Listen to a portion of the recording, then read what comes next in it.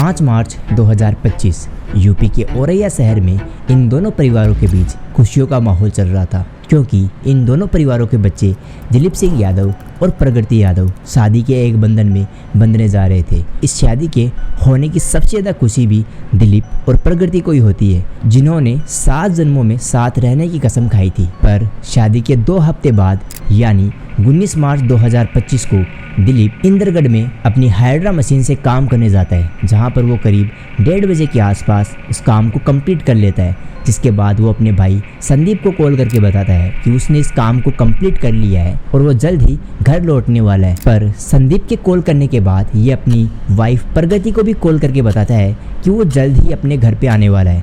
लेकिन बेचारे दिलीप को ये नहीं पता था कि ये उसकी ज़िंदगी का आखिरी दिन होने वाला है। रात बहुत हो जाती है और दिलीप अभी तक अपने घर पर नहीं लौटता है। घर वालों को दिलीप की टेंशन होने लगती है। वो दिलीप को कॉल करते हैं, लेकिन उसका फ़ोन स्विच ऑफ आ रहा था। लेकिन इसके कुछ देर बाद पुलिस दिलीप की फैमिली को इन्फॉर्म करके बताती है कि दिलीप की हालत बहुत ही क्रिटिकल है, जिसको सुनकर फैमिली वाले हैरान हो जाते हैं, क्योंकि जिस परिवार में 2 हफ्ते पहले खुशियों का माहौल चल रहा था, उस परिवार पर अचानक से दुखों का पहाड़ सा टूट पड़ा। और अभी प्रगति के हाथों से उसकी शादी की मेहंदी का रंग तक नहीं उतरा कि उसके पति की बेरहमी से मारकर हत्या कर दी जाती है। दिलीप की मौत के बारे में जानकर प्रगति का रो रो कर बुरा हाल हो जाता है। लेकिन पुलिस जब इस केस पर अपनी इन्वेस्टिगेशन करती है तो उनके सामने कुछ ऐसे राज निकल के आते हैं, जिनको देखकर पुलिस, प्रगति की फैमिली एंड दिलीप की फैमिली शॉक हो जाती है, क्योंकि दिलीप को जिसने मरवाया था वो कोई और नहीं बल्कि उसी की वाइफ प्रगति थी। पर प्रगति ने दिलीप को क्यों मरवाया था, आइए जानते हैं आज के इस वीडियो में इस केस के बारे में। Hello guys, my name is Rahul and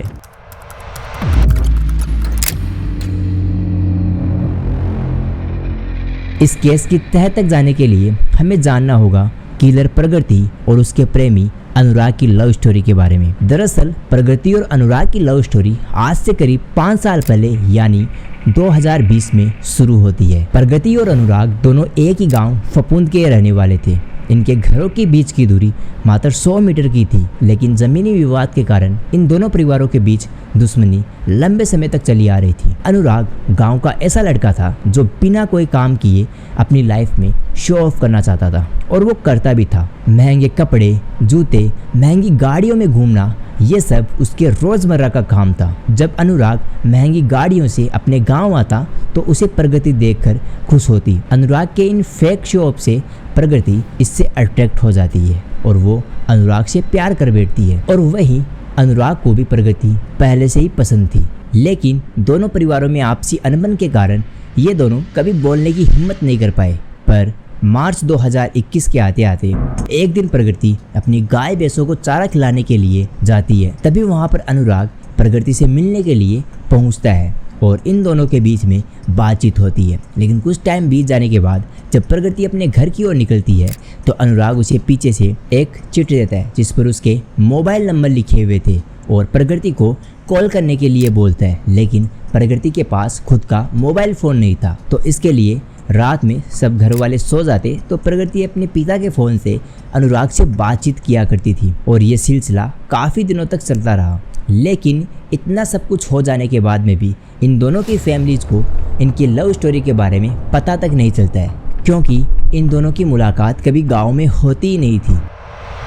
जब प्रगति को अनुराग से मिलना होता तो ये औरैया शहर में रह रही अपनी मौसी के घर पे जाती, और वहाँ से साई मंदिर जाने के बहाने ये घर से निकलती थी, जहाँ पर अनुराग साई मंदिर के पास एक होटल में इसका वेट करता, एंड यहीं पर ही इनकी अक्सर मुलाकात होती थी। और दिलीप को मारने का जो प्लान बनाया गया था वो भी इन दोनों ने इसी होटल में बनाया था। अनुराग प्रगति के लिए महंगे महंगे गिफ्ट लाया करता था और उसको बड़े बड़े सपने दिखाता, जिनको प्रगति सच मान लेती थी। और माने भी क्यों, क्योंकि प्रगति की भी अनुराग के साथ रह रहकर उसी की तरह ही आइडियोलॉजी हो गई थी। जैसी लग्जरियस लाइफ अनुराग जीना चाहता था, सेम वैसी ही प्रगति भी जीना चाहती थी, वो भी अनुराग के साथ। लेकिन इनको भी पता था कि इनके पास ऐसो आराम की ज़िंदगी जीने के लिए एक फूटी कौड़ी तक नहीं है। और वही दूसरी ओर प्रगति की फैमिली को इन दोनों के अफेयर के बारे में पता चल जाता है, जिसके बाद में प्रगति को फैमिली वाले अनुराग से बातचीत करने के लिए मना कर देते हैं, जिसके बाद से प्रकृति की अनुराग से मुलाकातें होनी बंद हो जाती है। लेकिन प्रकृति अभी भी अनुराग से ही प्यार करती थी। वो तो सिर्फ अपनी फैमिली को दिखाने के लिए ये सब ड्रामा कर रही थी। इसी बीच मैनपुरी का रहने वाला दिलीप यादव अपने बड़े भाई के ससुराल यानी प्रकृति के घर पर आया करता था और प्रकृति भी अपनी बहन के ससुराल यानी दिलीप के घर पर जाया करती थी। इन दोनों के बीच में अक्सर कई बार बातचीत होती थी और कहीं ना कहीं दिलीप प्रकृति को पसंद करता था। जब प्रकृति को इस चीज़ के बारे में पता चलता है तो वो दिलीप से प्यार करने लग जाती है और करीब 3 साल के रिलेशनशिप को कंप्लीट करने के बाद जब दिलीप अपनी फैमिली को इस अफेयर के बारे में बताता है और प्रकृति से शादी करने की डिमांड करता है तो फैमिली वाले प्रकृति से शादी करने के लिए मना कर देते हैं, क्योंकि इस फैमिली में प्रकृति की बड़ी बहन भी थी जिसको प्रकृति की हिस्ट्री के बारे में पता था कि प्रकृति कैसी लड़की है। ऐसे में वो भोले वाले दिलीप के साथ उसकी शादी करने के लिए मना करती है। लेकिन दिलीप की जिद के सामने फैमिली वालों को अपने घुटने टेक नहीं पड़ते हैं और दिलीप की शादी प्रकृति से फिक्स कर दी जाती है। 5 मार्च 2025 को दिव्यापुर के एक मैरिज हॉल में इन दोनों की शादी होती है, जहां पर इस शादी से दोनों फैमिली खुश थी और खास करके सबसे ज्यादा खुशी इस शादी से दिलीप और प्रकृति को ही होती है, क्योंकि ये दोनों एक दूसरे को पसंद करते थे। लेकिन जहां दिलीप प्रकृति को साफ दिल से चाहता था, वही प्रकृति के दिमाग में दिलीप के लिए एक खौफनाक प्लान पनप रहा था, जिसके बारे में जल्द ही आपको पता चल जाएगा। शादी की पूरी रस्म हो जाने के बाद प्रकृति अपने गांव चली जाती है और इसी बीच 17 मार्च को प्रकृति इसी होटल में अनुराग से मिलती है एंड यहीं पर ही इन दोनों ने दिलीप को मारने का प्लान बनाया था। इस प्लान में अनुराग अपने मौसेरे भाई दुर्लभ यादव को शामिल करता है, जो कि लड़ाई झगड़े और क्रिमिनल बैकग्राउंड का था। इसने पूरे मामले को समझा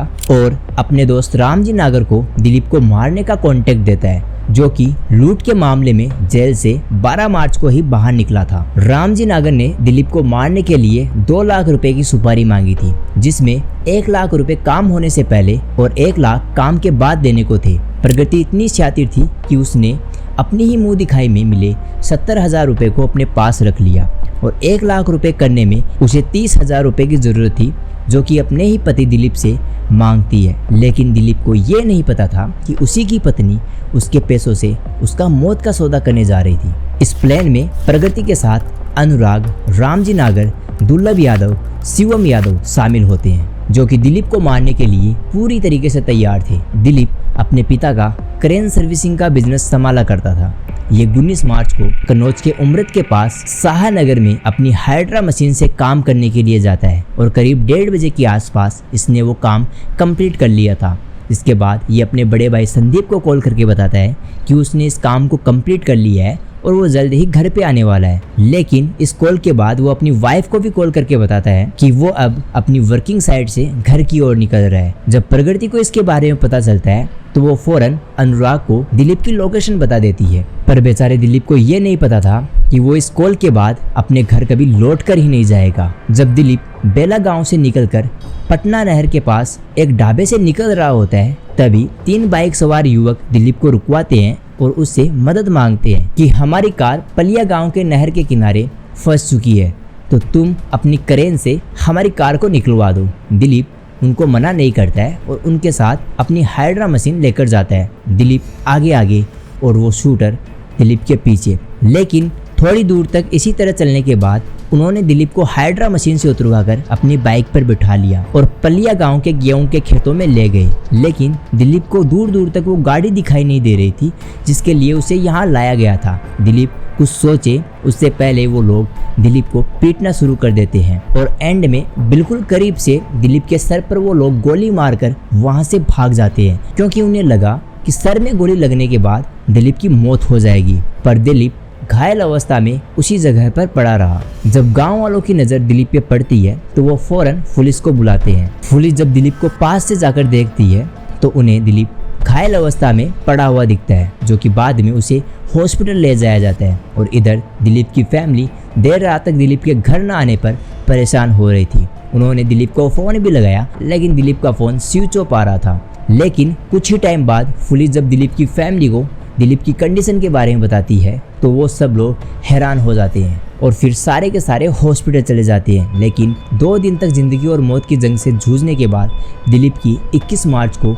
डेथ हो जाती है। प्रकृति को दिलीप के मरने के बारे में पता चलता है तो उसका रो रो कर बुरा हाल हो जाता है। पर पर्दे के पीछे प्रकृति इतनी ज्यादा खुश हो रही थी कि उसने दिलीप को मारने का जो प्लान बनाया था वो सक्सेस हो चुका है। ये तो सिर्फ घर वालों को दिखाने के लिए ये सब ड्रामा कर रही थी। पर जब पुलिस दिलीप के बारे में उसकी फैमिली को पूछती है कि उसका कोई दुश्मन था या फिर आपको किसी पे शक है, तो इसके बारे में फैमिली वाले ना ही बोलते हैं, क्योंकि दिलीप इतना सीधा साधा लड़का था कि वो सिर्फ अपने काम से ही मतलब रखता था और किसी से लड़ाई झगड़ा नहीं करता था। लेकिन जब पुलिस अपनी इन्वेस्टिगेशंस करती है तो उसमें उन्हें पता चलता है कि दिलीप उस दिन 2 बाइक सवार युवकों के बीच में बैठकर पलिया गांव की ओर जा रहा था। जब इन बाइक सवार युवकों की पहचान की गई तो उसमें से एक रामजी नागर दिखाई दे रहा था, जो कि 12 मार्च को ही जमानत पर बाहर आया था। जिसके बाद 24 मार्च को पुलिस रामजी नागर और अनुराग को हरपुरा मोड़ से अरेस्ट कर लेती है और इन दोनों से पुलिस जब स्ट्रिक्टली पूछताछ करती है तो उसमें पता चलता है कि दिलीप को मरवाने के पीछे उसी की वाइफ प्रगति का हाथ था। जब पुलिस प्रगति को अरेस्ट करने दिलीप के गांव नंगला जाती है तो वहां पर दिलीप की बैठक में बैठे परिवार वालों को यह लग रहा था कि पुलिस प्रगति से इन्वेस्टिगेशंस के लिए आई होगी। पर कुछ टाइम बीत जाने के बाद प्रगति एक लेडी कांस्टेबल के साथ घर से बाहर निकलती है। इस नजारे को देखकर वहां मौजूद परिवार वाले दंग रह जाते हैं और वो सब पुलिस का रास्ता रोक लेते हैं। लेकिन जब पुलिस दिलीप की फैमिली को ये बताती है कि आपके बेटे को किसी और ने नहीं बल्कि आप ही की बहू प्रगति ने मरवाया था और प्रगति ऐसा इसलिए कर रही थी ताकि वो दिलीप की सारी प्रॉपर्टी अपने नाम करवाकर अनुराग के साथ शादी करे और उसके साथ ऐशो और आराम की जिंदगी जी सके। पुलिस की ये सब बात सुनकर दिलीप की फैमिली और ज्यादा हैरान हो जाती है, क्योंकि वो जिस बहू को लक्ष्मी बनाकर अपने घर लेकर आए थे उसी ने ही उनके बेटे की जान ले ली थी। और एट द एंड इस केस के अंदर प्रगति के साथ उन सारे लोगों को पकड़ लिया जाता है जो कि इस प्लान में शामिल थे।